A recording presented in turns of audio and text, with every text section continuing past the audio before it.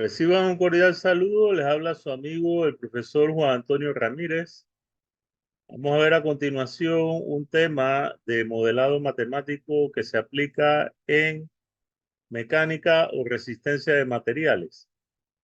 Vamos a ver el modelo matemático en general para lo que es la deflexión de vigas.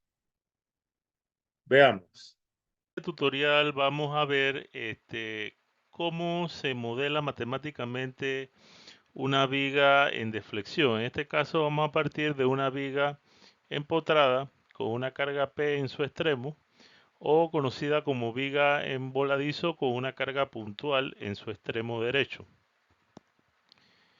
Bien, al aplicar la carga puntual, la viga ella se deforma y esta deformación toma la forma de una curva, lo que conocemos como con el nombre de curva de deflexión. Bien, en primer lugar, tenemos que estar de acuerdo con algunas convenciones importantes.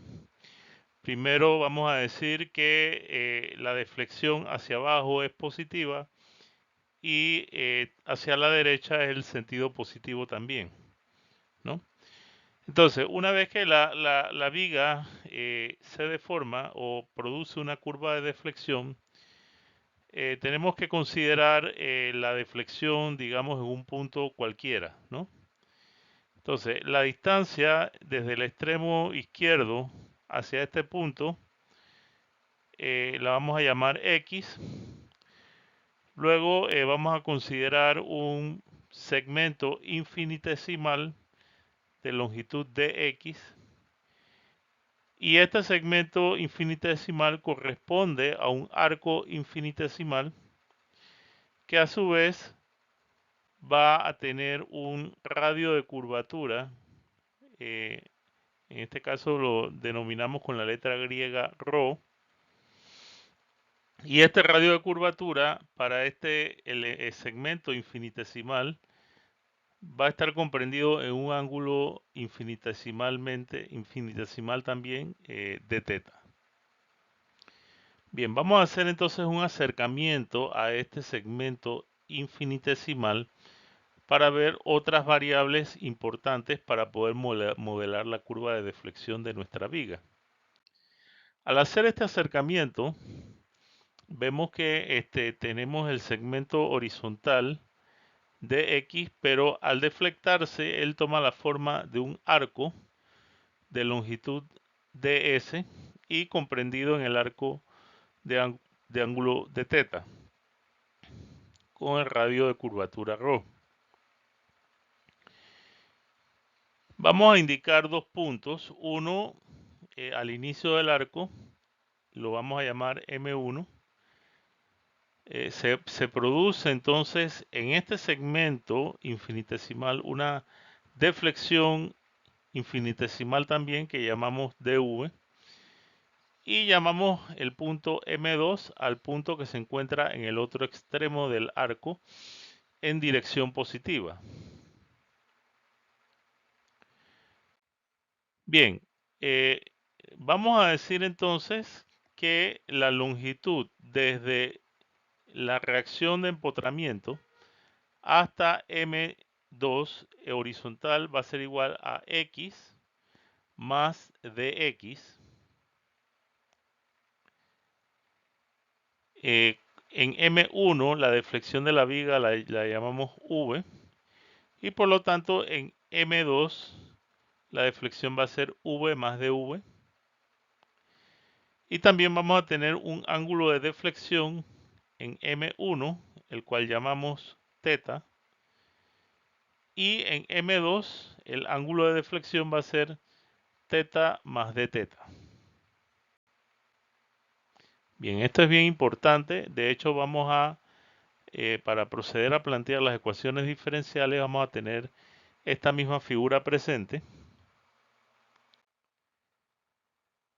Y vamos entonces a partir del hecho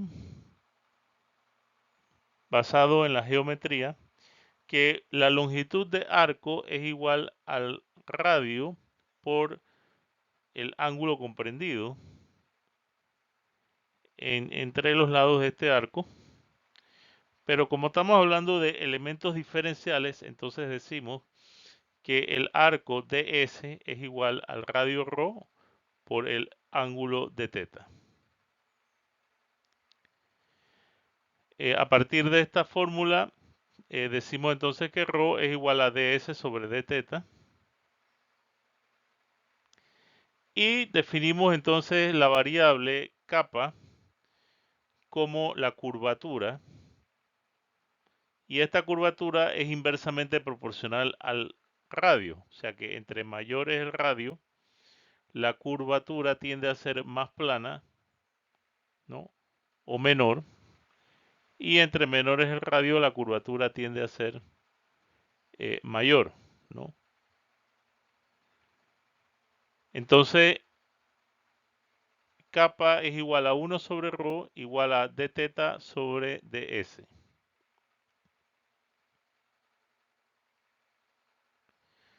Bien, vamos entonces a considerar un triángulo donde el ángulo está el mismo ángulo teta de nuestra viga en M1 y por lo tanto los catetos y la hipotenusa de este triángulo son respectivamente dx, dv y ds. Bien, por trigonometría sabemos que la tangente de teta es igual a dv sobre dx. De esta fórmula deducimos entonces que el ángulo teta es igual a la tangente inversa de dv sobre dx. Por otro lado, sabemos que el coseno de teta es igual a dx sobre ds, lado adyacente sobre la hipotenusa. En este caso estamos trabajando con curvaturas muy grandes y al trabajar con curvaturas muy grandes, estos ángulos tienden a ser muy pequeños. Entonces, valdría la pena saber que el límite cuando teta tiende a 0 del coseno de teta es igual a 1. Esto nos lleva a simplificar las premisas de nuestro modelo, porque entonces el ángulo, si tiende a 0, tiende a 1 y por lo tanto dx sobre ds es igual a 1. De aquí podemos decir que ds es aproximadamente igual a dx. Por otro lado, partiendo de la fórmula de la curvatura, podemos reemplazar ds por dx y por lo tanto nuestra fórmula ahora adopta la forma kappa es igual a 1 sobre ρ igual a d teta sobre dx. Si sacamos el límite cuando el ángulo teta tiende a 0 de la tangente de teta, esto es igual a 0. Por lo tanto, al ser teta 0 y la tangente aproximarse a 0, podemos suponer que la tangente de teta, cuando los ángulos son muy pequeños, mucho menor que un grado, por ejemplo, decimos entonces que la tangente de teta es aproximadamente igual al valor de teta en radianes. De aquí entonces deducimos que la tangente de teta es igual a dv sobre dx. Eso lo sabemos por la trigonometría al contemplar, al ver nuestro triángulo en la parte izquierda. Por lo tanto, si teta tiende a ser igual a la tangente de teta, podemos decir entonces que teta es igual a dv sobre dx. Y por lo tanto, al derivar teta con respecto a x, tenemos que esta derivada es igual a la segunda derivada de v con respecto a x. De esta forma, ampliamos aún más nuestra fórmula de la curvatura, como se muestra en pantalla.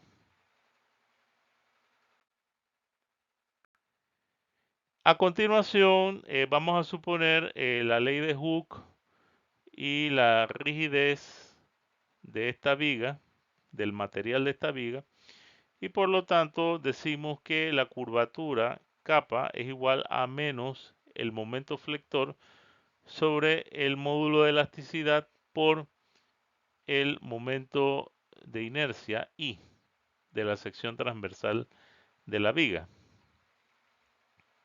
O sea que kappa es igual a menos m sobre EI. Y al reemplazar esta fórmula en la fórmula anterior que acabamos de deducir, tenemos entonces ya nuestra primera ecuación diferencial que dice que dθ con respecto a x es igual a la segunda derivada de v con respecto a x, y esto es igual a menos m sobre EI. Bien, para poder seguir trabajando con nuestro modelo de ecuaciones diferenciales, tenemos que tener claro la convención de los signos. En primer lugar, el signo positivo para el momento flector se produce cuando el momento flector comprime la parte superior de la viga, ¿no? Tal como se muestra en la pantalla.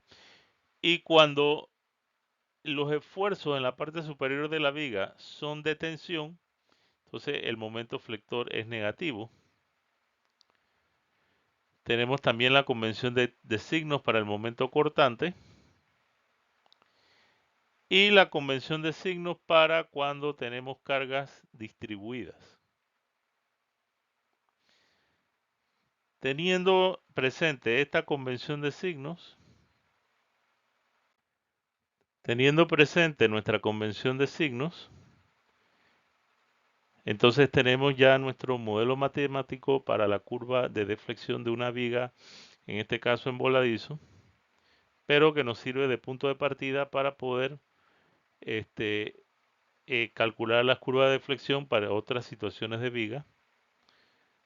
Ahí tenemos nuestra primera ecuación diferencial, la segunda y la tercera, de forma tal que mediante la integración nosotros podemos deducir la ecuación de deflexión de una viga.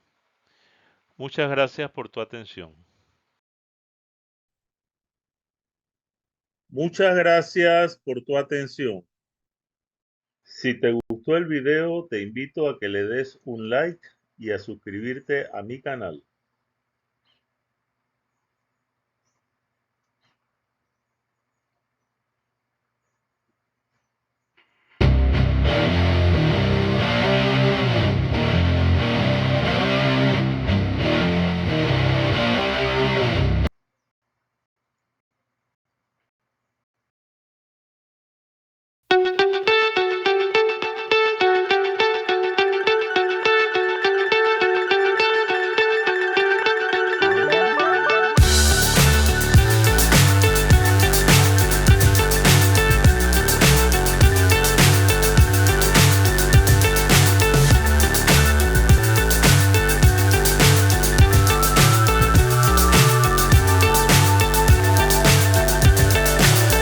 So high I'm hypnotized.